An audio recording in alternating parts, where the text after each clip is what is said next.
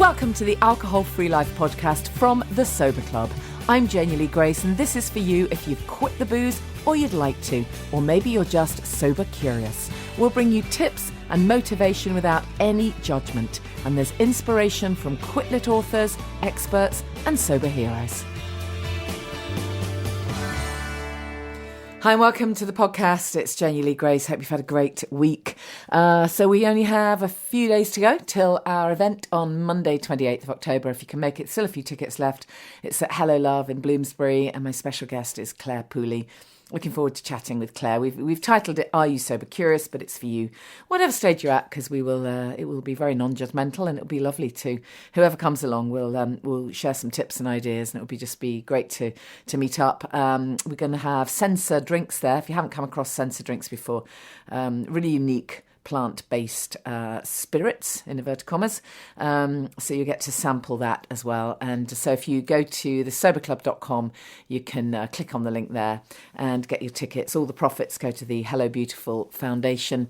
So it's a real good cause as well. It's all part of their Breast Cancer Awareness Month, their non-toxic approach for people with cancer. It's free for people with cancer, by the way.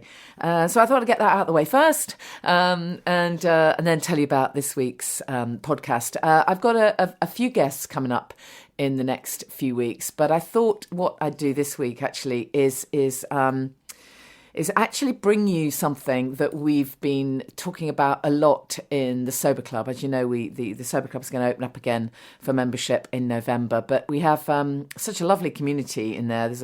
It's a really rocking Facebook group. Of course, not everyone is on the Facebook group, and you don't have to be, but some people are, and we have some really fascinating discussions on there, and it often really kind of reminds me of stuff that felt so important to me when I first ditched the booze. So I thought it might be really helpful to share some of that thought process.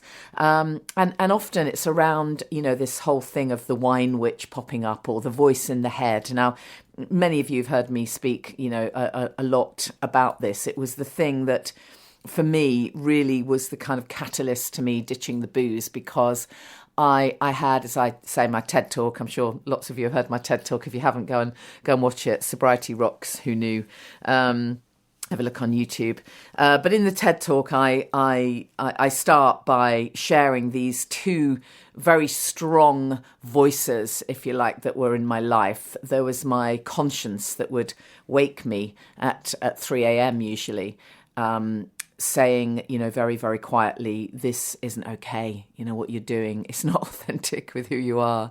This has to stop. You're drinking too much. Why are you drinking? Why did you have the third glass? Why did you, drink again in the evening? You said you were going to have an alcohol-free day. What is going on? This isn't who you are. This is going to make you ill. This is draining your energy. This is stopping you from doing the things you really want to do with your life. You're carrying extra weight. You're looking bloated. You're all of this stuff. And this voice was so strong at 3 a.m, so strong.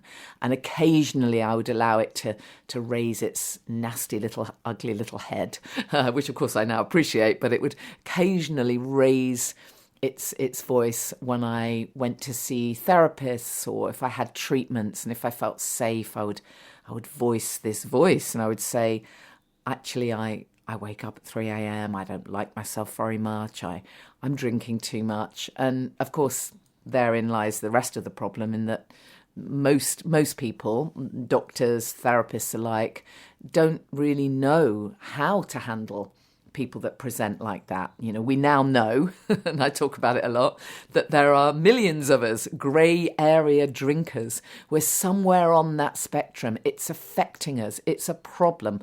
But we are not about to need to be referred to alcohol services or go to rehab. That's not where we're at. We're not rock bottom, so we don't tick that box. But we're also not perfectly okay. And of course, this still isn't widely enough known. So the response when I voiced the 3 a.m. voice was usually, well, try reducing, or why don't you add a glass of water between glasses of wine, or why don't you just stop for a few days? In other words, totally unhelpful. Not their fault, but totally unhelpful, because no point in saying that to someone who doesn't have an off switch. What I really needed to hear was that I wasn't alone. I wasn't alone in this. And it's very, very common. It's not okay, but it's very common. And you can change it. That's what I needed to hear.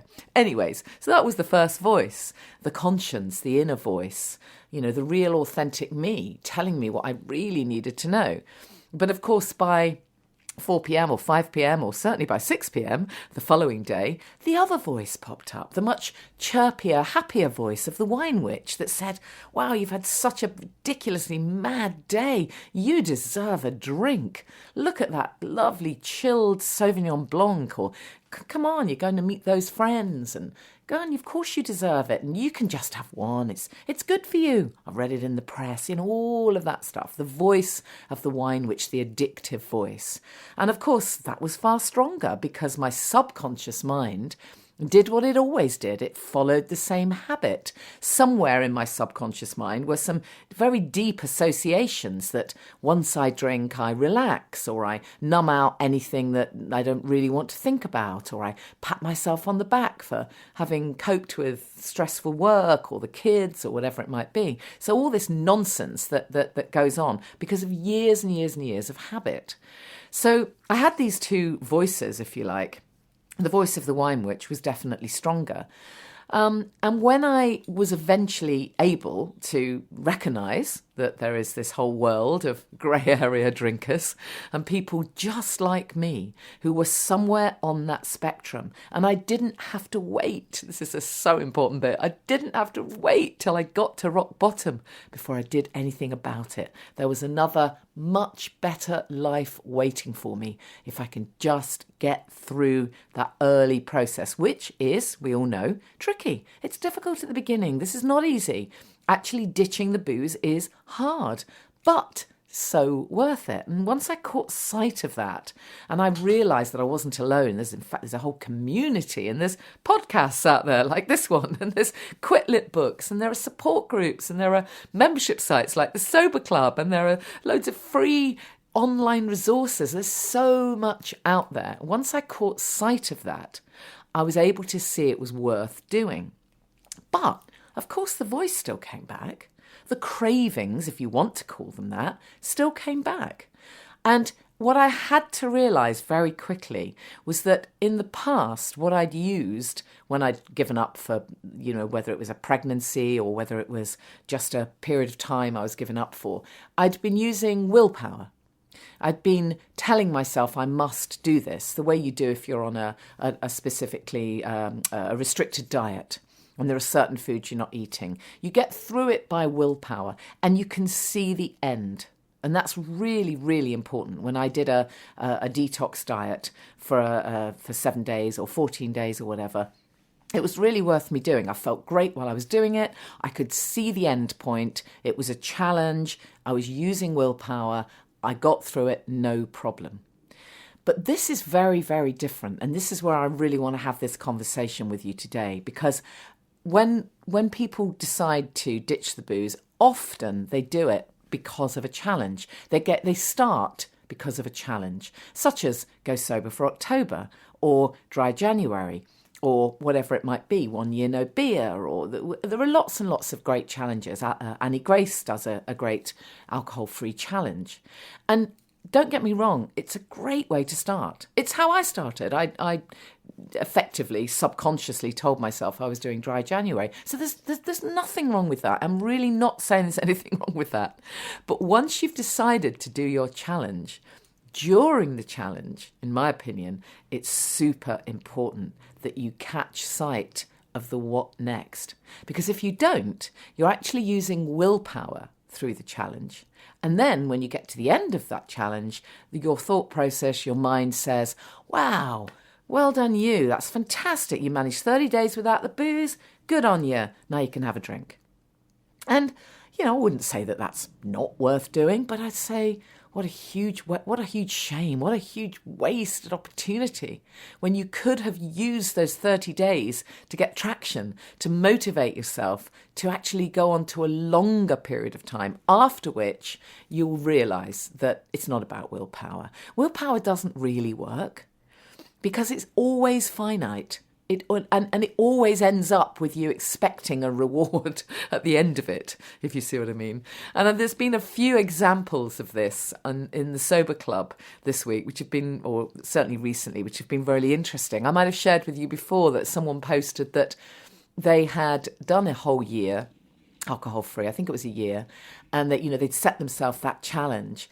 And at the end of that period of time, they felt really quite flat. It's that feeling of, wow, okay, so I've been through all the firsts. I've kind of done it. I'm really proud of myself. I've done all of that stuff. Well, what now? And I think that's unusual, because I think when you've done that amount of time, you must be feeling so different. So it's got to only be about the mindset. What is it that you haven't grasped about what's there for you? What's, how life can be better? And then there was another interesting post this week in the Sober Club from a member who has been sober for a while and is loving being alcohol free. It's really precious. It feels really precious.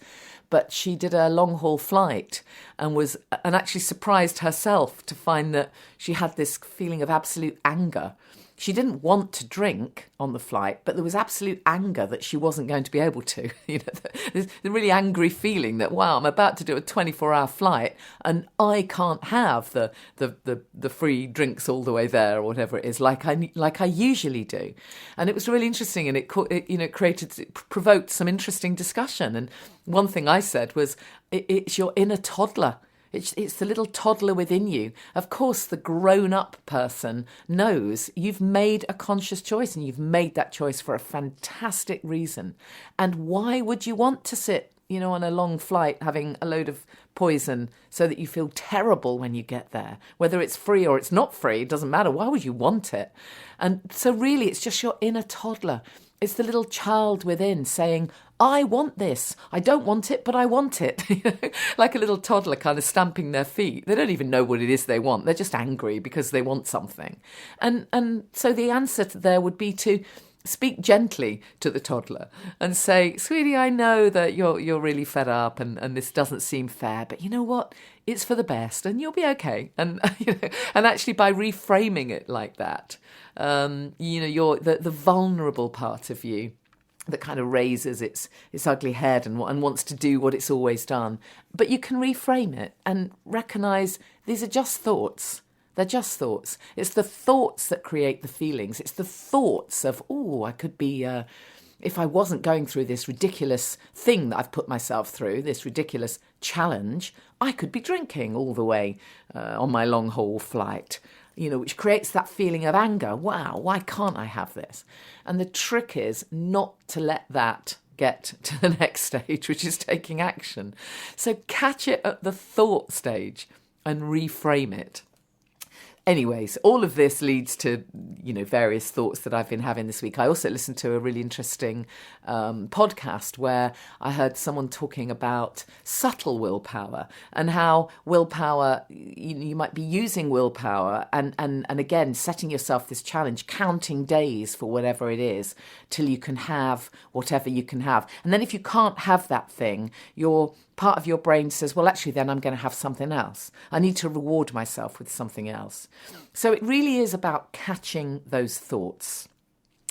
Anyways, because of all of that, I thought what I would do is play for you on this podcast an interview that I did with William Porter, author of Alcohol Explained. Now, I've done a podcast interview with William before, so you're very welcome to go back and listen to that interview with William, where we go through lots of stuff to do with his book, Alcohol Explained, which of course I know has been a game changer for many people.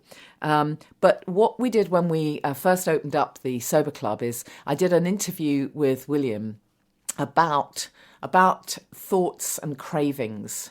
And what happens when we have these addictive thoughts, and we did this content exclusively for Sober Club members, But I thought I'd share this with you because I think it's really so useful for everybody. So we haven't got a lot of background about William in this interview because, as I say, I've already done a podcast with him. So you're very welcome to go back and listen to that. Just go to thesoberclub.com and all the podcasts are there. But I thought for today I'll play you this interview with William, which is specifically about how alcohol affects us, about our thoughts, about the fact that cravings are actually just thoughts. And of course, what's fabulous about William is that he's very logical. He has such a fantastically logical approach. So you get straight to it. You haven't got any of the fluff like you have with me.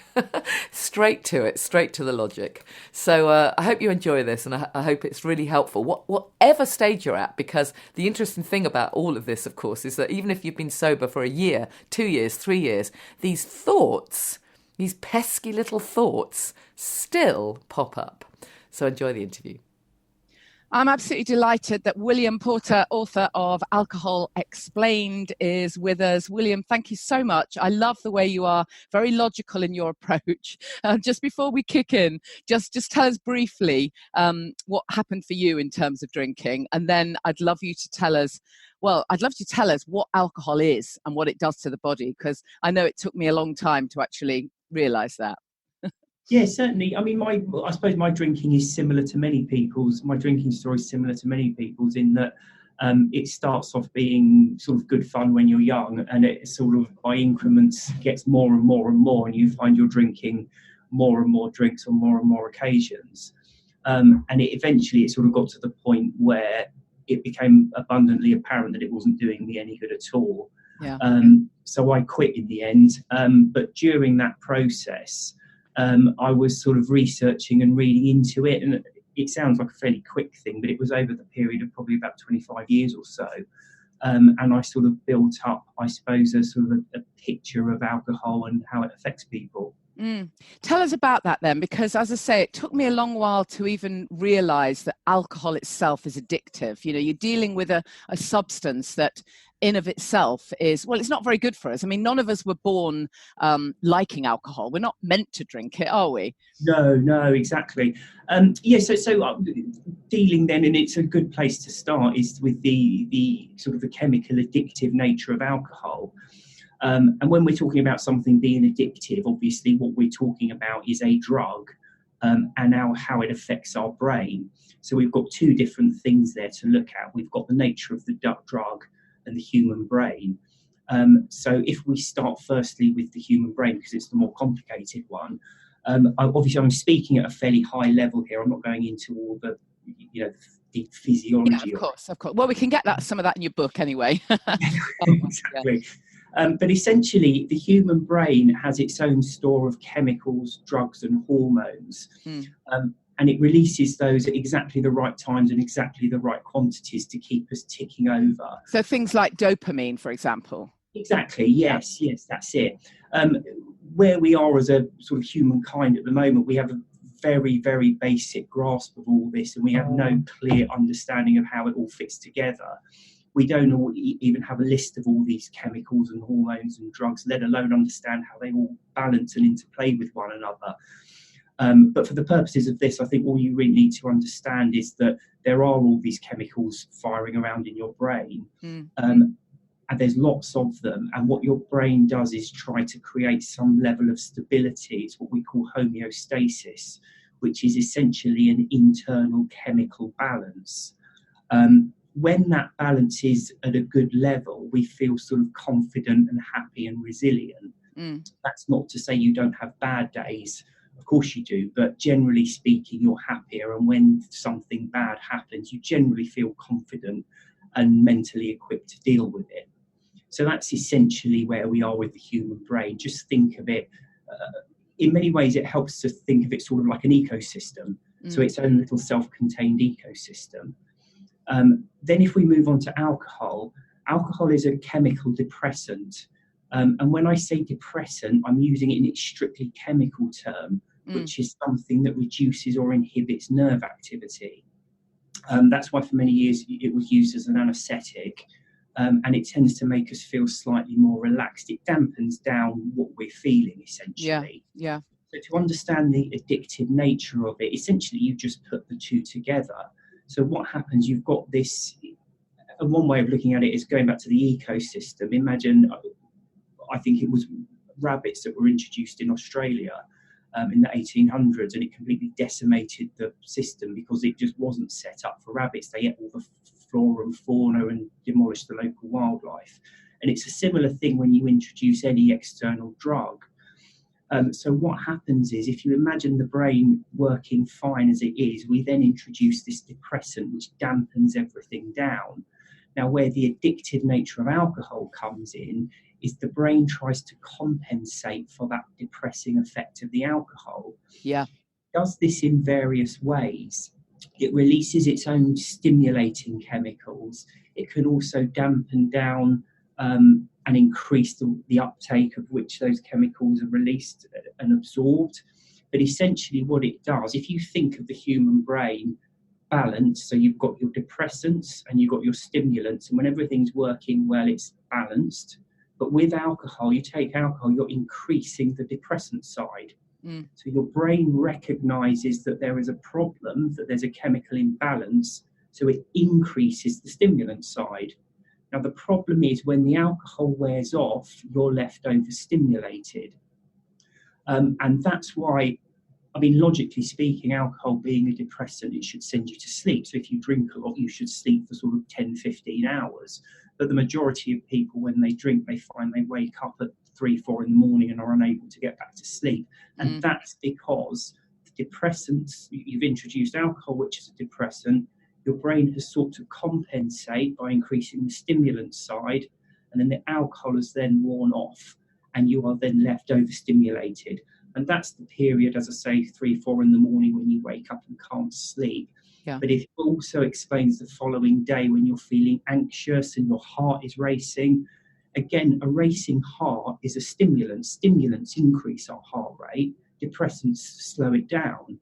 So logically, why would your heart increase after drinking? Well, it's that effect. It's actually the stimulant. It's your body's reaction to the alcohol. Now, of course, the problem there is that feeling of nervousness and anxiety. Of course, if you think about it, the more you've drunk, the more stimulants are released. And then when the alcohol left, the greater that level.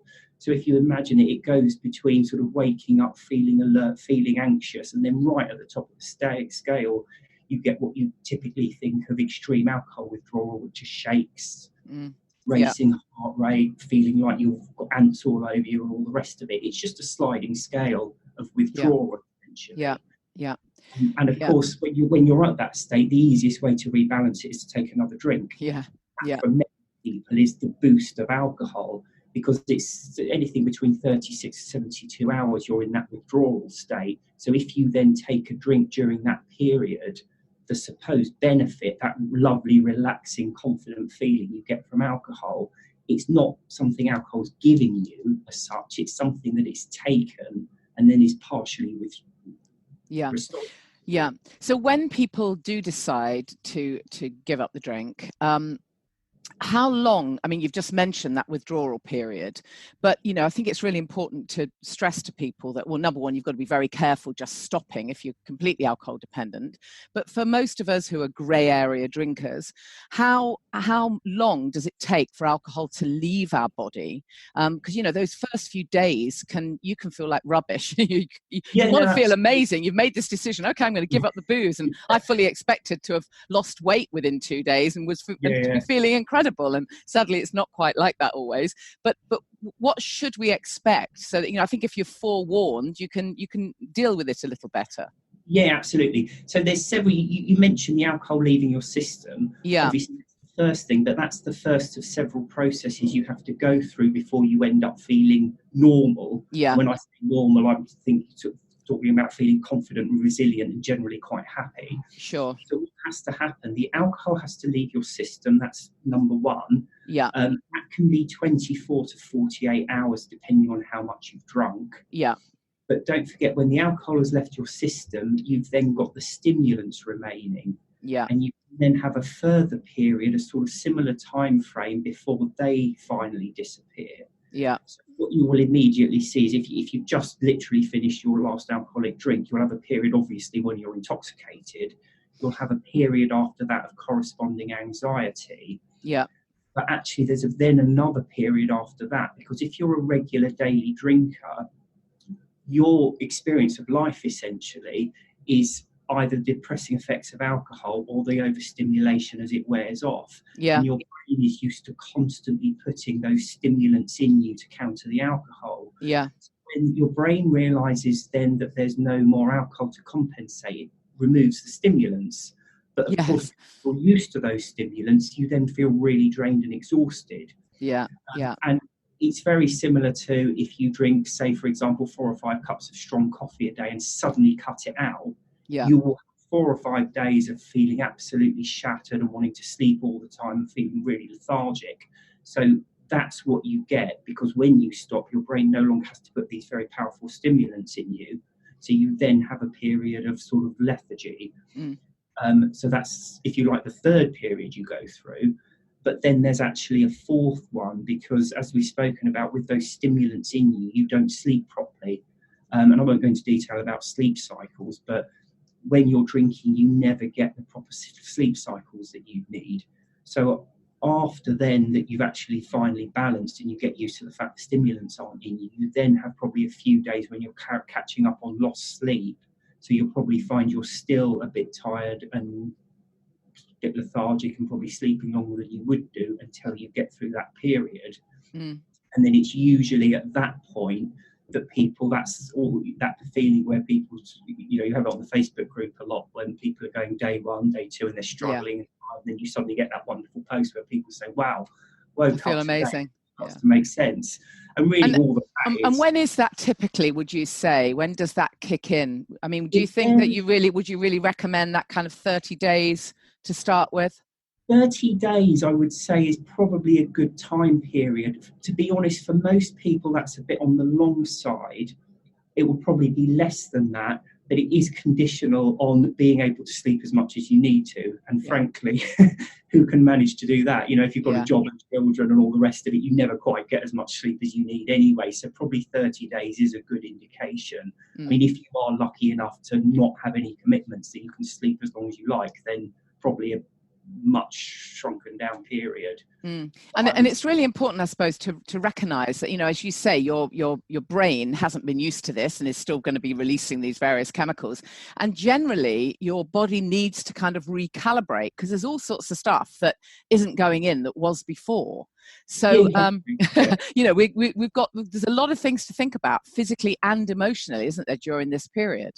Yeah, absolutely. Yeah, I think that sums it up perfectly. If you put it into a nutshell, it is your body's just recalibrating back to where it should be. Yeah. And I think that's one of the key points. When you do actually get there, you feel better than you did when you were drinking. And I don't mean the hangovers and the anxiety and all the rest of it. I mean throughout anything, because that feeling of just, and it's how we as human beings are supposed to feel all the time. That feeling of general buoyancy and confidence is better feeling than even when you're actually drinking an alcoholic drink. Yeah, and of course for many of us that you won't have had that feeling maybe since you were a child or a teenager, because so many of us have been drinking for so many years, we don't know what the real us is.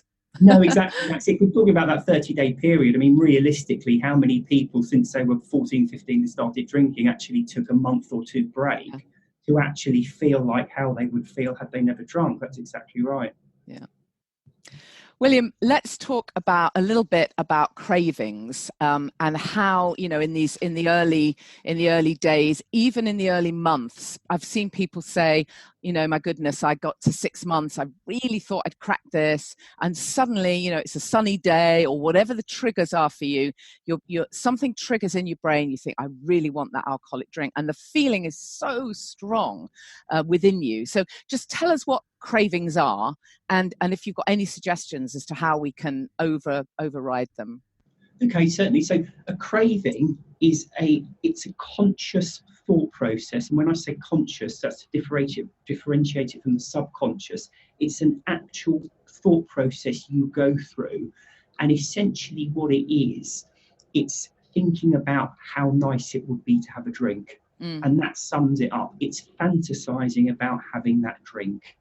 Okay. And when you start torturing yourself over that, you can't concentrate on anything else. Because, say, for example, you're out for the evening and you're supposed to be enjoying yourself with friends and they all have a glass of champagne. And if you suddenly think, oh, I'm missing out there, oh, wouldn't it be nice to have that? Suddenly, you're not thinking about the conversation, you're not relaxing and enjoying yourself, you're obsessing with this sort of self-induced fantasy about having the drink. And I suppose it's important to stress, isn't it, that apart from the first few days, if you like, of where the alcohol is physically coming out of your system, this really is in your head. It's not a physical craving. It's not like when you're pregnant and your body starts to crave weird things like ice cream and coal. It's purely in your head. Yes, it is, absolutely. Yeah, there can be, it's possible obviously it's stronger if you've got a withdrawal, but you can 20 years down the line from not drinking, and if you sit there and say to yourself, oh, it would be really nice to have a drink right now, you will be miserable because you want something that you can't have. And that's essentially what the craving is. It's wanting something that you can't have. And you start obsessing with it and you're unhappy and you can't concentrate on what is going on. But as you say, exactly, it's a conscious thought process. So we know we can start to retrain our thoughts when we've got a handle on this. But then moving on, I know I'm moving on quite quickly here, but then the next issue that people often have is they swap the alcohol cravings for sugar cravings or another new habit. But let's talk about sugar, because that's one that comes in for a lot of people. I mean, I'm a big believer in trying to say to people, look, deal with the alcohol. Let's deal with that first. That's non-negotiable. And let's worry about the other stuff. But there will be people for whom the sugar craving is also a very big issue. And if that starts to kick in, I mean, where does that come from? Because is that a physical craving, or is that purely in your head as well? No, that's something physical. I think the first starting point with sugar, and this is very important, is there's naturally occurring sugars and there's refined sugars and processed sugars. And that really is where the problem is, because we as human beings are designed to eat fruit.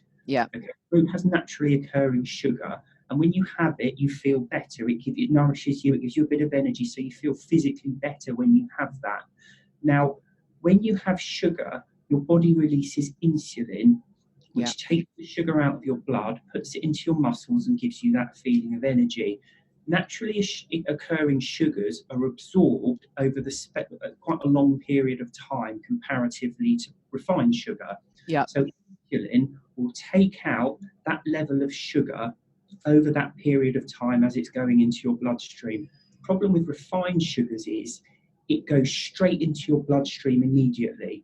Now, your body reacts to that by saying, oh, there's this amount of sugar that needs to be removed over the next hour. So it puts that level of insulin in and it removes the sugar and it continues to remove it. But because it is refined sugar, there's no sugar left. It's all gone in. There's no more coming into the system to be refined, to be absorbed, so that you then have that drop.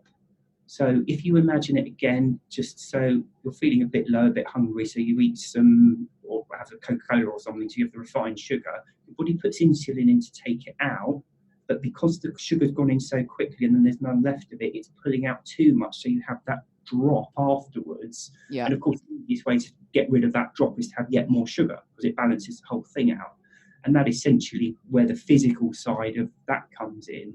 And also that at a very high level basically is what diabetes is, because your body just gets so confused over the insulin sugar thing that it just gives up, essentially producing any insulin and releasing it. Now, of course, it's important to stress, isn't it, that alcohol, if you've been caning on the alcohol, you've been putting a lot of well, not exactly sugar. Explain to us how alcohol is processed in the body in terms of sugar. Why we want that sugary taste if we have been drinking.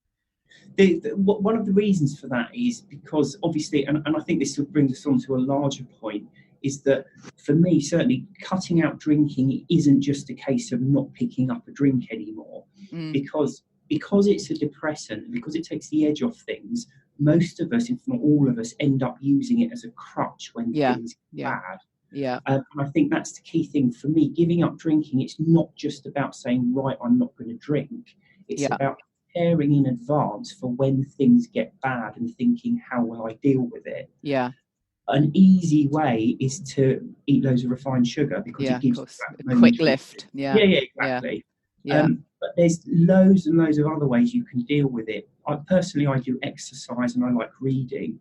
People do meditation, they meet friends, there's a myriad of different things you can do, but I think it's very important to plan what you will do when things get bad, because this is real life and you do feel a lot better when you stop drinking. But the fact of the matter is, everyone has bad days, and you need to look into the future and think of something terrible that could happen and plan how you will deal with it without necessarily reaching for a drink. Or, as you say, a lot of us seem to leap from one addiction to the next. And it's not that we have some kind of inherent defect or that we know addictive personalities. All it is that we are used to dealing with life by putting something in our mouths, frankly, to take the edge off. So when you remove one thing, you immediately reach out for the next. So it's caffeine, or it's cigarettes, or it's food, or whatever. And that's fine, as you say, in the short term. The key is to cut out the alcohol. But then you don't necessarily want to cut the alcohol out and then end up with diabetes or whatever, or be grossly overweight. You need to sort everything out. And in fact, the best way of doing it to remove that so-called addictive personality is to say, right, when times get bad, I'm going to meditate, or I'm going to go for a run, or I'm going to sit and relax and watch a film or something. Any one of these things that just doesn't have that destructive edge to it. Yeah, finding those resources that work for you is really important, isn't it? And again, it is different for everybody. Not everyone wants to do a yoga class or whatever, but there will be something. And often it's something that we've completely forgotten that we even used to enjoy, because so much of your time is spent thinking about drinking. It's easy to forget the things that you do really love. Exactly. And I think the point is as well, a lot of people think, it's not possible, but don't forget, it's only really in the West where we've become completely obsessed with alcohol as a culture. There are vast majority of people the planet over don't actually drink regularly. These people enjoy themselves and they cope with life. They just don't use alcohol to do it. Yeah, definitely. Just tell us briefly at this point, it's a good time just to remind people about your diet and fitness book. We know about Alcohol Explained, but also your diet and fitness book, which is fantastic. I thought I knew everything about about diet and nutrition, but you explain stuff in such an incredibly logical way. I love it. So just tell us briefly, what that book is, just to sell it for us. Okay. What I tried to do is, there's so many books out there about different diets and what you shouldn't eat. And what I tried to do was just sort of strip it away and do essentially what I did with Alcohol Explained, which was take a very sort of pragmatic and practical approach and completely start from scratch with the whole thing, and almost like just clear the desk and say, right, let's go right back to basics and try and work this whole thing out. And so that was it, really. Not to go too much detail in the contents of the book, but the sugar thing is a part of it. But a lot of it is to do with just, and I think it's a similar approach to Alcohol Explained, is it's just listening to your body and seeing what your body responds to and how it responds to it. So I think a lot of us, we tend to fly at life and fly through it so quickly, we don't actually stop and think, how does it make me feel? It sounds a bit airy-fairy, but if you eat certain foods, you will notice that you feel overly uncomfortable having eaten them. And yet if you eat other types of foods, you will find that it invigorates you and it's not too difficult to digest. You also find that you get dragged into certain eating habits that aren't natural. A lot of the time, a lot of the obesity actually comes from just people overeating. You just get into that. So I kind of try and break down and analyse that. Sort of take, as I say, a similar approach to Alcohol Explained. Love it. Diet and fitness. William, I just want to get your views on the benefits. This is a lovely topic. And when I interviewed you for my podcast, I know we were joking about the fact that we felt we were younger because we weren't drinking. But with your kind of logical hat on, tell us about the benefits in terms of how quickly our bodies can repair from the various bits of damage that alcohol may or may not have done. Just tell us that from a kind of logical perspective first, and then let's just talk through some of the benefits that we find. But let's start with the physical. Okay, so obviously what I'm touching on here is not if you've, God forbid, but incurred some kind of serious health problem. Yeah, like, if you've been alcohol dependent and you've had liver disease or whatever, exactly. yeah, we're not talking there, yeah. So you do bounce back fairly quickly, and one of the most noticeable things is your heart rate slowing down, obviously, because when you've constantly got stimulants inside you, your heart rate's going up all the time, and that's affecting your fitness and your ability to do things. This is one of the key points, because every human being has a maximum heart rate. So your heart will get faster and faster and faster as physical activity increases, but there is an actual maximum. And the higher your heart rate goes, the more tired you feel. And that's just a basic physiological reaction. That's your body saying, ooh, starting to work a bit too hard here. Can we stop and calm things down a bit? When your heart rate is always artificially high, you constantly feel tired all the time. Your body's sort of in stress mode. So when you stop, your heart rate drops. You feel like you've got a huge amount more energy, and your body can actually repair itself a lot quicker because of that. Yeah. So you can actually bounce back fairly quickly. There's almost too many things to mention with giving up drinking. It was on the Facebook group that somebody sort of mentioned about their grey hair. Oh yeah, we call it sober hair. Great. Oh, the grey hair stopped. Amazing. Yeah, I've heard about shiny, lovely, luscious locks, but wow, that's amazing. Yeah. It stops the grey. Colour changing. So I'm 43 now, and so I stopped drinking in my late 30s. Wow. I suddenly thought, wow, I was quite grey then. Looking at pictures, I've got quite a lot of grey hair, and it's sort of all but this. I mean, it's coming back again now over the last year or so, but it's sort of backtracked completely. So it's, yeah. And of course, people say their skin gets a lot clearer. What about things like immunity? Do you find that when you're not drinking, your immunity is stronger? You tend to get less colds, less ailments, kind of common ailments, as it were. Absolutely. No, absolutely you do. Yeah, because of course, don't forget this. You're poisoning your body. So if you're just drinking every day, your body is already working hard to try and combat a poison. Yeah. So it's already working. So if you get a few, someone coughs at you or something, you're likely to get that cold, and it's to develop into something because your body is already fighting a battle, and it doesn't have the resources to fight anything else. But when you're not in that state, you have huge amounts more of the ability to fight coughs and colds and things. Yeah. I've heard people talk about conditions like asthma as well become greatly alleviated through not drinking. I mean, you wouldn't think there would be a connection, but I've heard it said several times. Yeah, no, absolutely there is. And in more extreme cases, actually, alcohol poisoning, a lot of the time it's the lungs that suffer. The depressive effects of alcohol are most apparent on the respiratory system. Right. It does have a huge effect on your ability to breathe. And actually, a lot of the time when people die of drug and alcohol overdoses, it's usually it's respiratory failure that they actually get on their death certificate. Really? Because they take a powerful depressant like morphine or heroin or something and then drink on top of it, their lungs just stop working because these depressant drugs have a huge effect on the lungs. Wow. So every time you're drinking, it's the lungs that are working hardest to try and get through it. Sure. It doesn't affect all of your body equally. Yeah. And then obviously onto the emotional side of things. I know this is something we've spoken about before on the podcast, but this is even easier to equate, really, isn't it? Because this link between anxiety, depression, as you've already made quite clear, alcohol is a depressant. And I genuinely didn't know that I was an anxious person until I became less anxious. It was an absolute revelation to me. And I've heard many people talk about the fact that they have been able to reduce medication. All kinds of things have changed emotionally. So just tell us a little bit about how alcohol affects our mental health and what incredible benefits we might be able to expect. I'm not trying to say, by the way, just to caveat this, that if anyone's got mental health issues, it's instantly going to go. Of course, I'm not saying that. But just share with us your thoughts, William. Okay, so there's two main things. Firstly, remember when you're drinking, you're going through depressant and stimulant all the time. So you're seesawing. Yeah. And when you're in the withdrawal, it's a feeling of anxiety. It's actually more than that. It's, for me anyway, it's a feeling of not being able to cope with stuff. Yeah.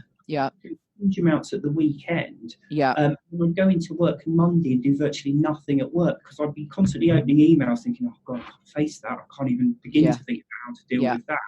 And I spend virtually the whole day opening emails and closing them and moving on to the next thing and going round and round. By the time I got to the end of the week, I was flying through it. Yeah. So it's a stronger feeling. The withdrawal makes life difficult to cope with. Yeah.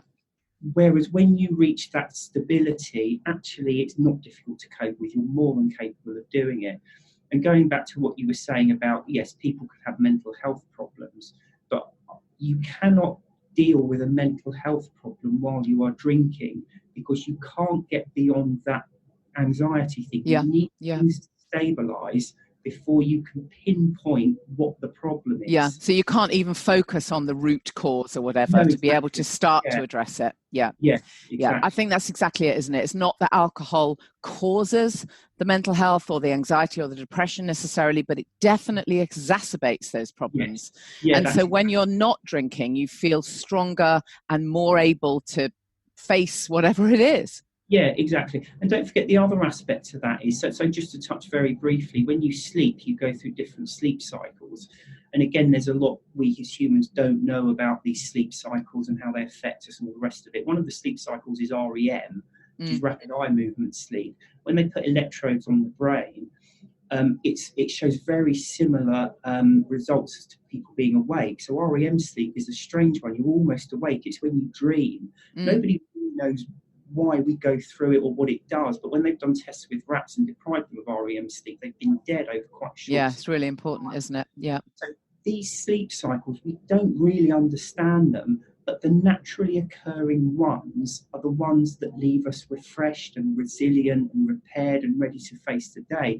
When you're drinking, you're robbing yourself of those sleep cycles. Yeah. And we don't know the effect of that, but it cannot be good. Because if you think about it, if you have not gone through a proper sleep cycle for 20 years, that's going to have an effect on your mental health. Yeah. And again, you may well have a genuine mental health issue, but you need to eliminate what you can to identify it. And that means stopping drinking, getting back onto an even keel and try. And it may be that you've got an issue with sleep, but that's fine. You need to cut out drinking. And then you can try and target what the issue is with sleep. Yeah, got it. William, I could talk to you for hours and days. I love your approach. I love your logical aspect of it all. And the books are fantastic, Alcohol Explained and Diet and Fitness Explained. William, thank you again for your time. Really appreciate it. Pleasure. Thank you for having me on. Thank you. So William Porter is the author of Alcohol Explained and Diet and Fitness Explained. Such a great book. If you haven't read that one, grab yourself a copy of Diet and Fitness Explained. If you go to the Sober Club, you'll see the recommended reading list there. And as I say, you can listen to the podcast that I did a while back with William Porter. Actually, he's also got Nicotine Explained now. Thankfully, that's never been an issue for me. But if smoking is an issue for you, you might find that book really interesting as well. As I say, that fantastic logical approach. So as I've already said, we're going to be opening up the Sober Club for membership again in November. So we look forward to welcoming you. If you haven't already signed up to be on the waiting list to hear about when we open and to be the first to hear about our next retreat and all of that stuff, then go to thesoberclub.com. Just give us your email address. There's a little PDF there, self-care and sobriety, and make sure you're on the waiting list. And actually, the hot news is that I'm going to be offering a wellbeing break at a spa. So it's going to be a sobriety retreat, in inverted commas, very different to the Sobriety Rocks retreat I'm doing within a guidance.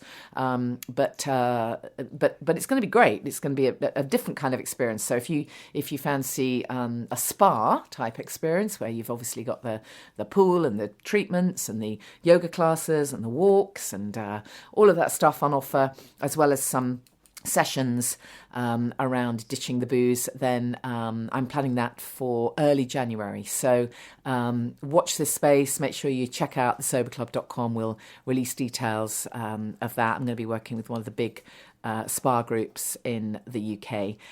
Somebody in the Sober Club was saying, come to Australia. And I'd love to. I'd absolutely love to. Wouldn't that be great? We can have the Sober Club internationally. But if you're listening from Australia, and I've got a few losteners over there in Sydney, so I'm manifesting that to happen. You never know. So look out for that. Look forward to seeing some of you on Monday the 28th at Hello Love in Bloomsbury. All the details are under events, soberclub.com. And what else do I need to tell you? Just really exciting that I'm going to be interviewing Annie Grace for the podcast very soon. Looking forward to that. And Africa Brooke, another really incredible sober influencer who's making great waves, particularly around millennials, and doing some amazing coaching work. So I'm so lucky. I've got some really cool guests coming up on the podcast. So thank you so much for being part of it. Don't forget you can find me at Janey Lee Grace on Instagram, at Janey Lee Grace Loves on Facebook. I've just knocked my own microphone. There you go.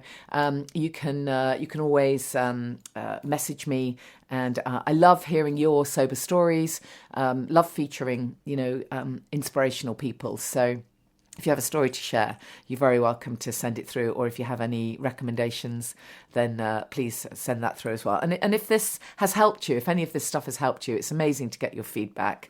If you're willing to leave a review for the podcast on iTunes or Apple Podcasts, whatever it even is now, then we really appreciate that as well. Thank you so much. Give yourself a big hug.